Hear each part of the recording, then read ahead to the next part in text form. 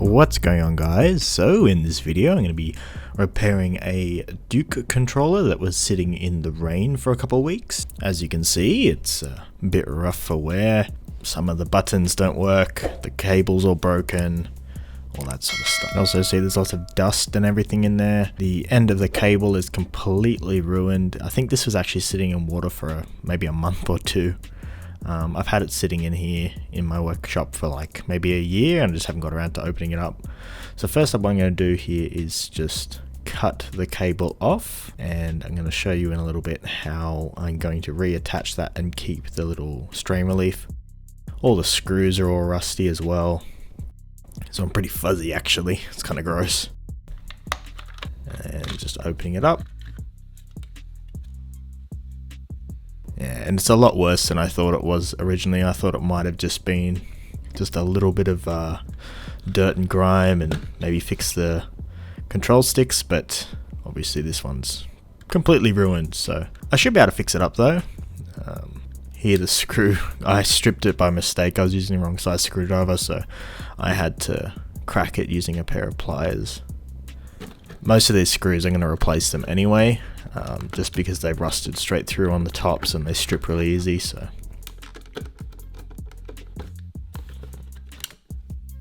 here you can see the vibrator.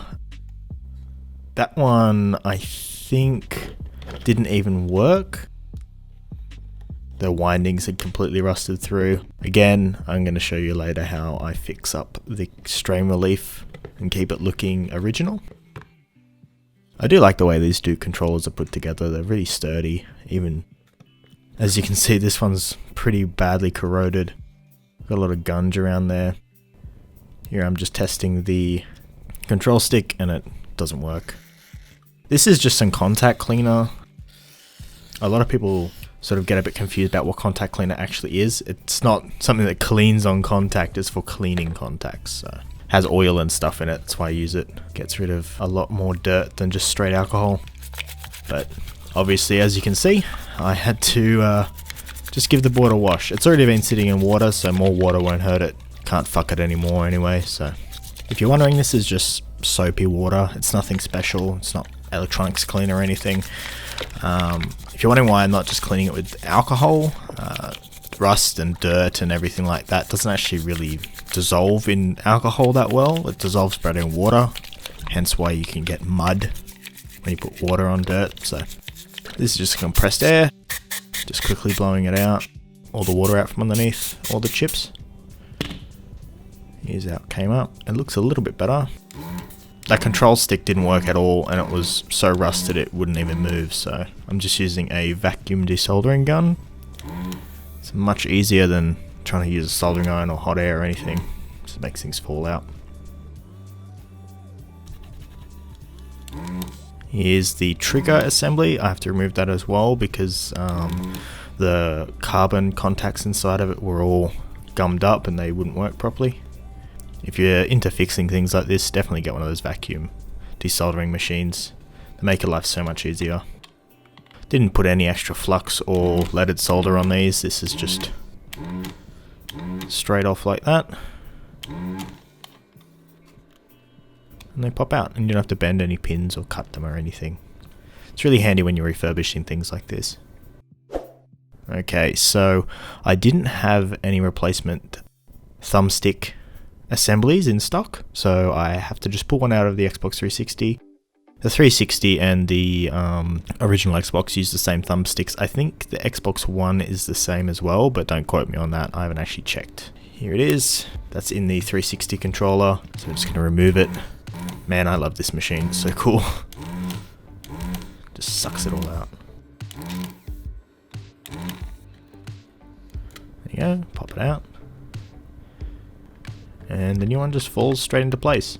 Don't worry about the 360 controller. I ordered some more Alps brand control thumbsticks, so when they come in I'll fix the 360 controller back again. Okay, there's another close-up of the vibrator. Probably could have worked, but I'll just replace it. It's not too difficult.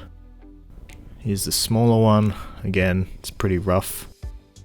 Luckily this part is the same as what's in the 360 controller, it even has the same connector, so it's just a drop-in replacement. Again, I'll get a replacement one for that 360 controller. I don't really use it that much anyway, so it doesn't matter if I'm now without a 360 controller for a while.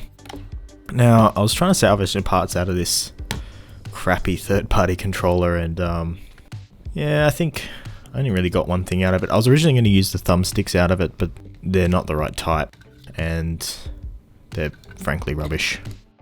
This is the wire from the Vibrator. I'm just switching it over so I can use the original connector that the Xbox controller had, the Duke controller, and that's just some UV curing epoxy to insulate the wires. Okay, here I'm using the contact cleaner to lubricate the cable and pull it all out. I'm stripping this all out. As you can see, it's actually molded into the ferrite bead and the strain relief, so it's not as easy to replace it. But if you just get a drill bit and run it really slowly, you can actually strip out the original cabling. Once it grabs on, it pulls it through pretty well. I'm not too sure what kind of bit that is. I think it's just a wood bit for drilling wood. I don't know. I don't use drills that much. See, and then it pulls it out of the strain relief and we clean out the hole. Now, here's where that contact cleaner comes into play because it has oil in it as a lubricant for switches. It works really well for sliding the cable through both the ferrite bead and the strain relief. And the cool thing about it, because it's mixed with some kind of alcohol, it evaporates pretty quickly. So you're not left with an oily residue that makes the strain relief pretty much useless. Once the alcohol and everything evaporates, it sticks down to the cable just as well as it originally did, and it's good enough for, you know, general use. It's not going to slip out of the cable or anything like that. I chose not to reuse the original pin header that the factory used, just because it's just to make soldering faster, so I just directly soldered all the wires. Here I am just soldering them straight into the board under the microscope. And these are just some flush cut snips, $2 on AliExpress, really good investment. But there's a wire missing there, that's just the ground shielding, and I put that in later, as you can see. Okay, so here's the thumbstick. I removed both of the thumbsticks so I can clean them. I think this is the better of the two, and as you can see there's lots of water that got around it. So what I'm going to do here is I'm going to actually pull it apart and remove these little trim pots, and look inside there, you can see the whole mechanisms inside. This one I think is okay, and pulling off the other potentiometer. If you're wondering, that's how this controller's determined left, right, up and down, is just variable, I guess, voltage. Because these are just potentiometers, they're just variable resistors. Here's some more contact cleaner. This is why this stuff's so great, because it's made for cleaning things like this. Now, here's the carbon pads, and as you can see, with things like controller drift and stuff, it's where these pads, these contacts wear out eventually, and then the controller doesn't really know what it's doing. Here's the other potentiometer for the other axis. Unfortunately, this one's actually completely sealed for whatever reason, so I didn't want to cut it open and clean it out. It worked just fine. So as you can tell, I've only replaced the worst of the two thumbsticks just to save time, money, all that sort of stuff. I'm just doing this as a little fun project. Now I'm just soldering in the thumbsticks before I put the triggers back on, because they do cover up one of the pads for the solder.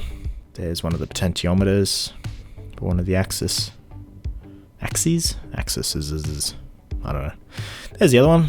I'm not too sure which one that was. I can't remember. I did this months ago. Sorry about that. Yep. And this is actually for the trigger.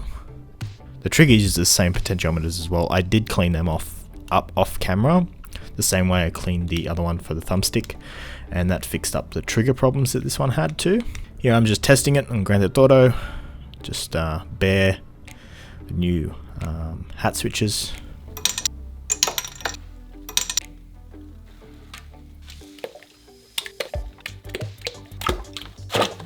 Again, just some soapy water to clean up all the rust residue and dirt and grime and everything.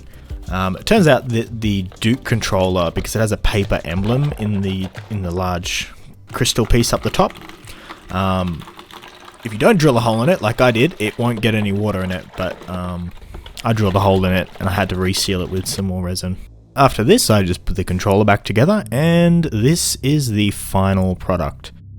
All in all, it took me probably about, without factoring filming and stuff, it probably took me about an hour or so of actual work time. Yeah, the controller works like brand new again. The cable fits nice and snug, and I replaced the end piece of the cable just with another one of another controller.